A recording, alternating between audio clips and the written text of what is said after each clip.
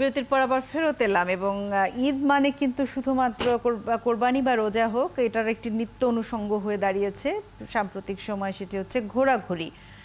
বাংলাদেশে পর্যটনের যথেষ্ট সম্ভাবনা থাকার পরও আমরা পত্রপত্রিকায় খবর দেখছি এই পর্যটনের বেশিরভাগই কিন্তু দেশের বাইরে চলে যাচ্ছে। এর কারণ কি আমরা একটু খোঁজার চেষ্টা করি। মুকিব খান, সাধারণ সম্পাদক, Cox's Bazar hotel resort owners association, আমাদের সাথে যুক্ত আছেন। মুকিব খান, আপনাকে ঈদের শুভেচ্ছা এবং ৭১ সকালের পক্ষ থেকে শুভ সকাল।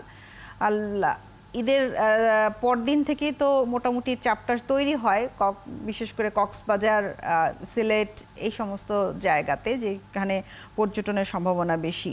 আপনারা কেমন চাপ অনুভব করছেন? জি, আবারও ধন্যবাদ জানাচ্ছি ৭১ টিভিকে আমাকে আজকে আপনাদের সাথে যুক্ত করার জন্য। আমাদের মূলত এই ঈদুল ফিতর এবং ঈদুল আজহার পরে যে বন্দরটা পাওয়া যায় এই সময়টাই চাপটা বেশি থাকে। তবে এবার ঈদুল আজহায় আমাদের বন্ধটা আগে কিছুটা পড়ছে কয়েকদিন এবং পরে কিছুটা পড়ছে। তো এই মুহূর্তে আমাদের কালকের রিপোর্ট অনুযায়ী আমরা যেটা লক্ষ্য করেছি, বিভিন্ন হোটেলে কথা বলেছি, আমাদের এই পর্যন্ত প্রায় 40 থেকে 50% পর্যন্ত রুম বুকিং হয়েছে বিভিন্ন হোটেলে এবং আজকে আরো কিছু রুম বুকিং হবে এবং আজকে থেকে মোটামুটি 22-23 তারিখ পর্যন্ত আমাদের এখানে এই চাপটা থাকবে।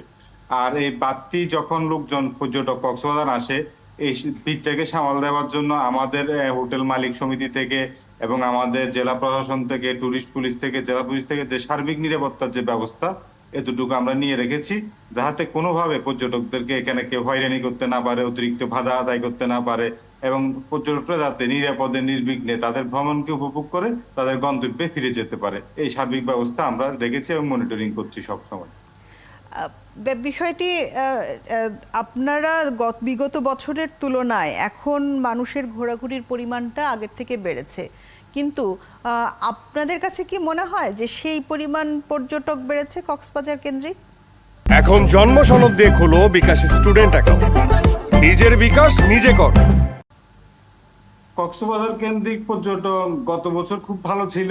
এইবার আমরা লক্ষ্য করেছি পর্যটকের সংখ্যা গত বছরের চেয়ে কমে গেছে। কারণ হচ্ছে, এটার একটা কারণ হচ্ছে আমাদের অর্থনৈতিক একটা মন্দার কারণ হচ্ছে দ্রব্যমূল্যের ঊর্ধ্বগতির কারণে অনেকজনে মানে এফোর্ড করতে না পারার কারণে ভ্রমণটাকে মানে উৎসাহিত হচ্ছে না। মনে করো আমাদের কক্সবাজার যারা লোকজন আছে, আমরা একটা গড় হিসেব করে দেখেছি প্রায় 70% লোক মধ্যবিত্ত মিডল ফ্যামিলির লোকজন। আর এরাই তো তাদের বছরের যে সঞ্চয়টা আছে, মানে অতিরিক্ত টাকাটা আছে, সেটাই মূলত ঘুরতে আসে সেটা দিয়ে। কিন্তু এখন তাদের বিভিন্ন সমস্যার কারণে, দ্রব্যমূল্য ঊর্ধ্বগতির কারণে তাদের যে অতিরিক্ত টাকাটা এটা থাকতেছে না, যার কারণে ভ্রমণে আগ্রহী হচ্ছে না। এই কারণে আমাদের গত বছরের তুলনায় এবার পর্যটকের সংখ্যা একটু অনেকটা কম। একটা বিষয় যে আমরা দেখছি, ধরেন কক্সবাজার যেতে একজন মানুষকে যে বিমান ভাড়া দিতে হয়, সেই বিমান ভাড়াতে একই রকম প্রায় কাছাকাছি বিমান ভাড়ায় সে কিন্তু পাশের দেশে যেতে পারে। এটির কোনো প্রভাব থাকে কিনা? অবশ্যই প্রভাব থাকে। বিমান ভাড়া যেভাবে হঠাৎ করে উঠানামা করে, এতে পর্যটকরা খুব বিভ্রান্তিতে পড়ে।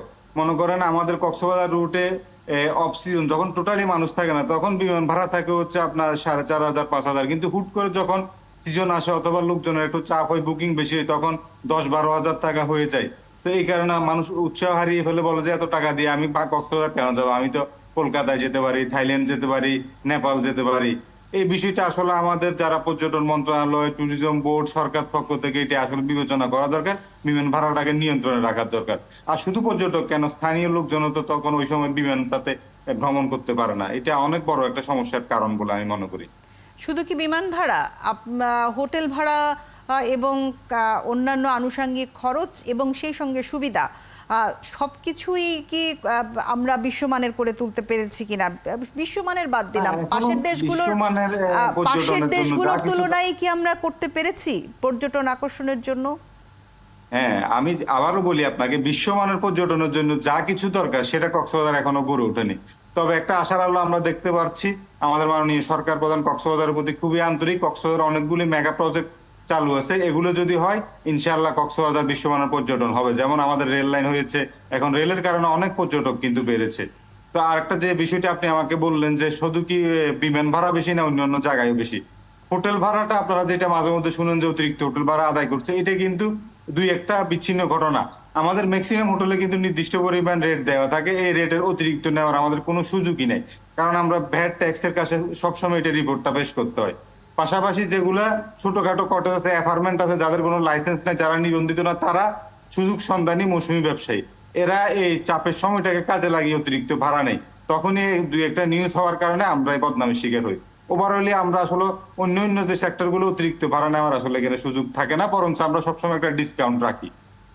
না, আমি বলছি হোটেল ভাড়ার বিষয়টি তো রয়েছেই, পাশাপাশি অন্যান্য সুযোগ সুবিধার ক্ষেত্রে নিরাপত্তা থেকে শুরু করে অন্যান্য সুযোগ সুবিধার ক্ষেত্রে আমরা কি বিশ্বমানের তো বাদ দিলাম, আশেপাশের দেশগুলো থাইল্যান্ড অথবা ভারত অথবা আশেপাশের দেশগুলোর মতো হয়ে উঠতে পেরেছি, নেপাল?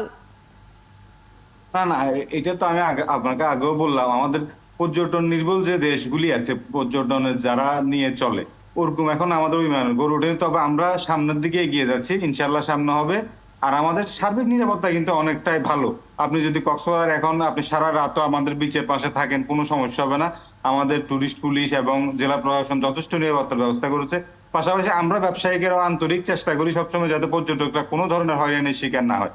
এবং এই ধরনের কোনো অভিযোগ থাকলে, বিচ্ছিন্ন ঘটনা দুই একটা ঘটবে, কারণ এটা বিশাল এলাকা এবং লক্ষ লক্ষ পর্যটক একসাথে আসে, তখন আমরা সাথে সাথে এটা ব্যবস্থা করার জন্য বলি এবং সৎযাবায়ক পর্যটকদেরকে আমরা সচেতন করি, যদি কোনো ধরনের আপনার হ্যাচালের শিকার হন সাথে সাথে আমাদেরকে জানান, জেলা প্রশাসনকে জানান, টুরিস্ট পুলিশকে জানান। আমরা সাথে সাথে এই সমস্যাটা সমাধান করার চেষ্টা করি। আপনাকে ধন্যবাদ জানাই। আসলে বাংলাদেশে পর্যটনের সম্ভাবনা রয়েছে অবশ্যই, বিশাল এই সাগর পাড়, আর সেটি শুধু সাগর পাড় থাকলেই তো হবে না, এটিকে পর্যটন উপযোগী করে তুলতে হবে এবং সাগর পাড়ে বিলাসবহুল হোটেল হলেই হবে না, সকল সুযোগ সুবিধার ব্যবস্থাও রাখতে হবে। একজন পর্যটক দেশের বাইরে থেকে বা দেশের ভেতর থেকে কেন সেখানে পয়সা দেবেন, তার একটি যৌক্তিক কারণও আপনাকে সামনে নিয়ে আসতে হবে। আপনাকে অসংখ্য ধন্যবাদ মুকিম খান, সাধারণ সম্পাদক, Cox's Bazar hotel resort owners association, আমাদের সাথে যুক্ত হবার জন্য। দর্শক, এই ছিল আজকের ৭১ সকালে। আপনাদের সবার দিনটি ভালো কাটুক সেই প্রত্যাশা জানিয়ে আবারও সবাইকে শুভ সকাল।